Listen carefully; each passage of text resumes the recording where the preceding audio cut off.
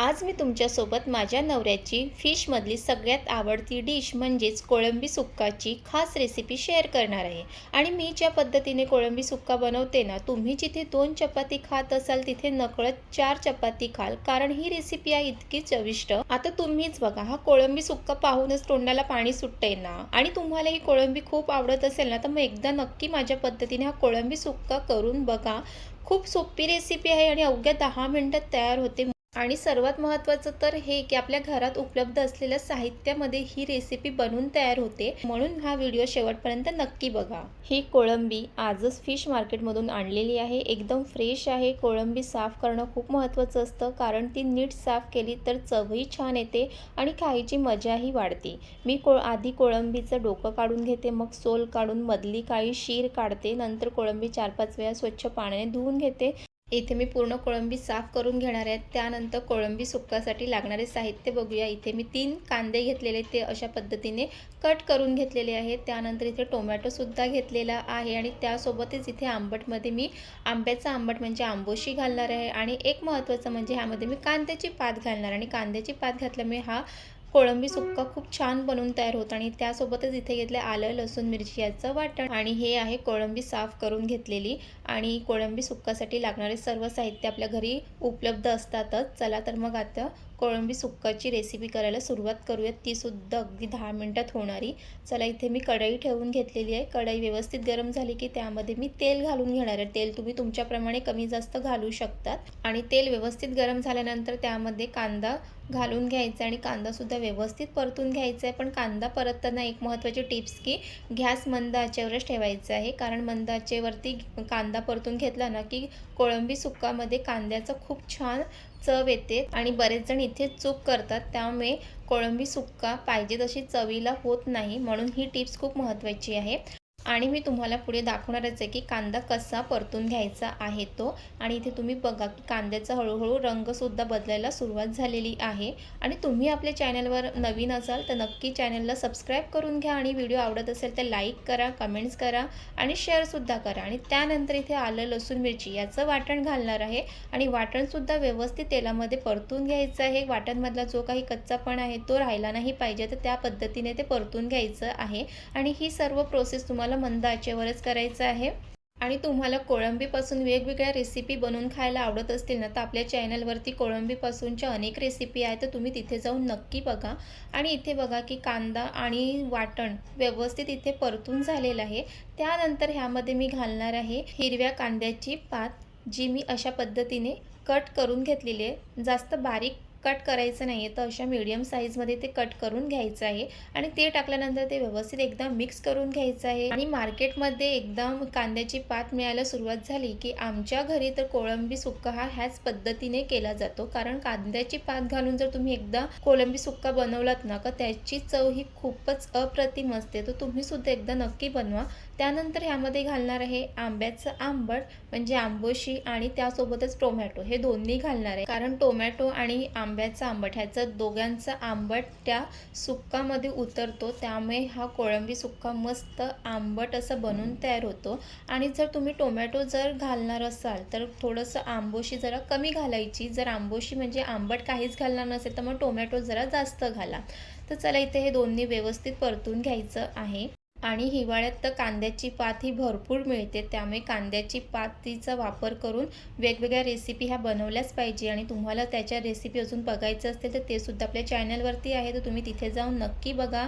आणि इथे टोमॅटोसुद्धा मी चमच्याने असं फोडून घेणार आहे. आणि त्यानंतर ह्यामध्ये चवीप्रमाणे मीठ, हळद, घरगुती मसाला, काश्मीरी मसाला हे सुद्धा घालून घेणार आहे. आणि घरगुती मसाला घालताना हे लक्षात ठेवायचं की वाटणामध्ये सुद्धा आपण मिरची वापरली आहे, तर ते त्याप्रमाणेच तिथे लाल तिखटचा वापर करायचा आहे. आणि चला तर इथे मग हे सर्व मसाले एकदा व्यवस्थित मिक्स करून घ्यायचं आहे. आणि ही सुद्धा प्रोसेस तुम्हाला मंद आचेवरतीच करायचं आहे, कारण आपल्याला सर्व मसाले जास्त भाजून घ्यायचं नाही आहे. जर जास्त भाजले गेले ना की त्याचं चव पाहिजे तितका येत नाही. म्हणून ते एक महत्त्वाची टिप्स तिथे लक्षात ठेवायची. करायची आहे आणि मी प्रत्येक रेसिपीमध्ये अशा छोट्या छोट्या टिप्स देत असते। त्यामुळे जर तुम्हाला अशा घरगुती पद्धतीच्या रेसिपी, झटपट होणाऱ्या रेसिपी आवडत असतील ना, तर हा चॅनल तुमच्यासाठीच आहे। म्हणून तुम्ही लगेच सबस्क्राईब करून घ्या आणि त्यानंतर इथे स्वच्छ करून घेतलेले कोळंबी त्यामध्ये घालून घेणार आहे आणि कोळंबीसुद्धा त्या मसाल्यामध्ये छान असं मिक्स करून घ्यायचं आहे। बरेच जण म्हणतात की कोळंबी खाल्ल्यानंतर आम्हाला त्रास होतो, जसं की पोटात वगैरे दुखतं। पण जर तुम्ही कोळंबी आणल्यानंतर ती व्यवस्थित त्यातला जो काळा धागा असतो तो नाही काढला ना, का तुम्हाला त्रास होणारच। म्हणून घरी कोळंबी आणल्यानंतर ती व्यवस्थित त्यातला धागा काढून घ्यायचा आहे आणि व्यवस्थित ती कोळंबी साफ करून घ्यायची आहे। आणि तुम्ही इथे पाहू शकतात की आपण ह्यामध्ये कांद्याची पात टाकल्यानंतर ती किती भरपूर दिसत होती, पण आता ती हळूहळू त्यामध्ये दिसणार नाही, कारण आता कोळंबी सुक्क्यामध्ये कांद्याची पात एकदम व्यवस्थित एकजीव होणार आहे आणि त्याची चवसुद्धा त्या कोळंबी सुक्कामध्ये उतरणार आहे।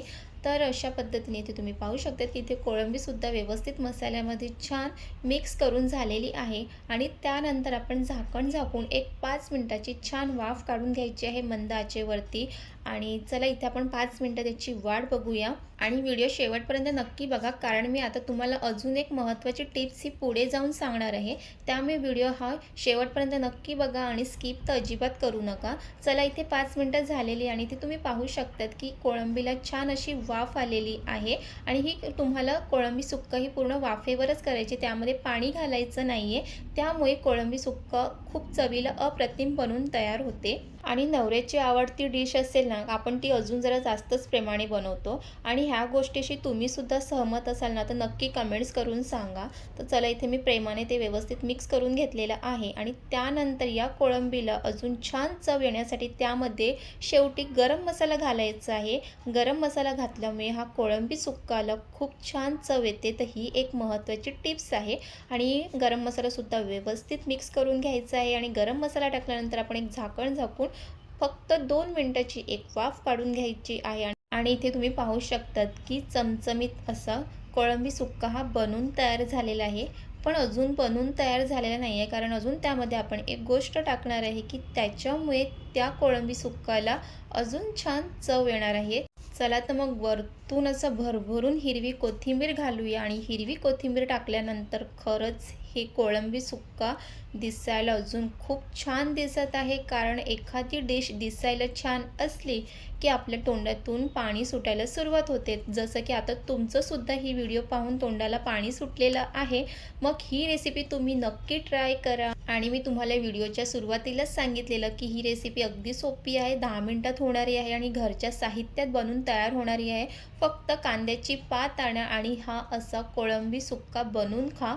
आणि जर तुम्ही सुद्धा अशा कांद्याची पात घालून कोळंबी सुक्का बनवून खाल्ला असेल तर तेही मला कमेंट्स करून सांगा आणि तुम्ही असा झटपट होणारा कोळंबी सुक्का अगदी तुम्ही तुमच्या नवऱ्याच्या टिफिनमध्ये, मुलांच्या टिफिनमध्ये किंवा नाश्त्यामध्ये किंवा घरीच जर तुम्हाला भाकरीसोबत काही खाण्यासाठी बनवायचं असेल तर तुम्ही असा नक्की कोळंबी सुक्का बनवून खा। आणि तुम्हाला आजची कोळंबी सुक्क्याची रेसिपी कशी वाटली आणि अशाच घरगुती रेसिपीसाठी आपल्या चॅनलला सबस्क्राईब करा। रेसिपी आवडली असेल एक छान कमेंट्स करा आणि लाईकसुद्धा करा।